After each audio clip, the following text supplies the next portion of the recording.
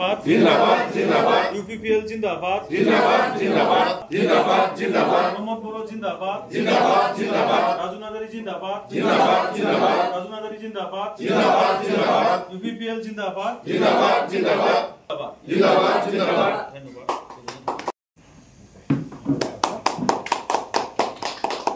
जायखिजाया दिनै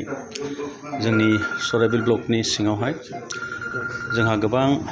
सिगांनिफ्रायनो एनडिपि आफादाव थानानै खामानि मावबाय थानाय आर फेक्सननि दं आरो गुबुन गुबुन फेक्सननि एनडिपि बिदा फंबायफोर दं जोंनि इउपिपिएलनि नीति आरो आदर्शखौ मोजां मोननानै दानि जे प्रमोद बर' सारनि दैदेननाय सरकारनि जे हाबाफारिफोर बे हाबाफारिफोरनि सायाव गोजोननाय मोननानै बिथांमोना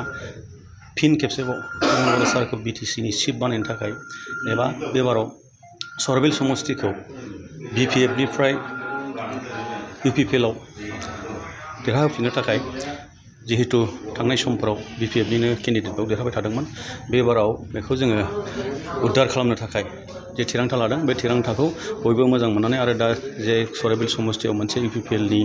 धौ सोलिगासिनो दं जेरैखि जाया सराइबिल समष्टियाव बेबाराव इउपिपिएल दोलोआ जोबोद गोरलैयैनो देरहानो हागोन बेयो 100% जानानै फैबाय दिनैनि दिनाव थ' बेनिखायनो आं बिथांमोनखौ धन्यबाद होदों जोंनि इउपिपिएल दोलोआव हाबफैनायनि थाखाय बिथांमोना साफ्रोमबो सिगां समफोराव मृत्युंजय नार्जारी एबा बिपिएफनि जानानै बिथांमोना खामानि मावबाय थादोंमोन दा दिनै इउपिपिएल दोलोनि नीति आरो आदर्शखौ मोजां मोननानै जोंनि इउपिपिएल दोलोआव हाबफैजोब्बाय मा मुं आदा आंथ' बिश्वजित बसुमतारी नोंथांमोना दिनै इउपिपिएल राजखान्थि दोलोआव मानो जगदान होफैदों जोंथ' दा जगदान होफैनाया बेनो जोङो सिगां फुराना सरकाराव दंमोन दा फुराना सरकारनिफ्राय जोङो जेबो जायैखाय जोङो दा गोदान सरकार दा माने इउपिपिएल सरकार प्रमोद बर' सार दैदेननायाव जों मोजां नुहुरबाय बे मोजां नुहुरनायनि थाखाय जोङो बयबो एफा एनै सुबिदा मोनलांगोन बा डेभेलप जालांगोन होननानै जोङो बयबो जोंनि दा एनडिपिफोर गोसो खौसेयै जोङो दा इउपिपिएलखौ जों मदद खालामनो होननानै जोङो आवगायबोनाय जाबाय आरो जोंथ' दा नैबे कुसुगाव सान्तिपुर माखासे दुमबाजार ओमफ्राय माखासे ओरै थाखाम थुखुम दं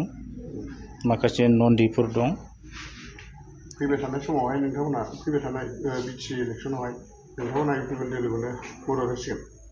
जोङो फैबाय थानाय समाव बे 2025 मायथाइनि बिसायख'थि जागोन जोंबो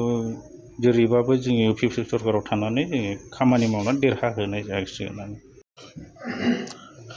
আজি আমাৰ ইউপিপিএল দলৰ মুৰব্বী শ্ৰদ্ধাৰ শ্ৰী প্ৰমোদ বড়ো ছাৰৰ নেতৃত্বক ভাল পাই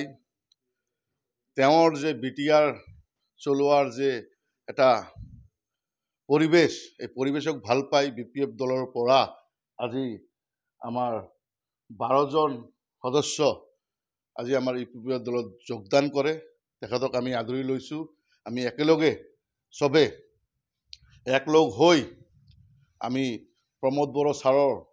হাতখন মজবুত কৰাৰ কাৰণে ইউপিপিএল দল মজবুত কৰাৰ কাৰণে সৰাইবিল সমষ্টি মজবুত কৰাৰ কাৰণে আমি কাম কৰি যাম আৰু অহা দিনত ইয়াতকৈ অধিক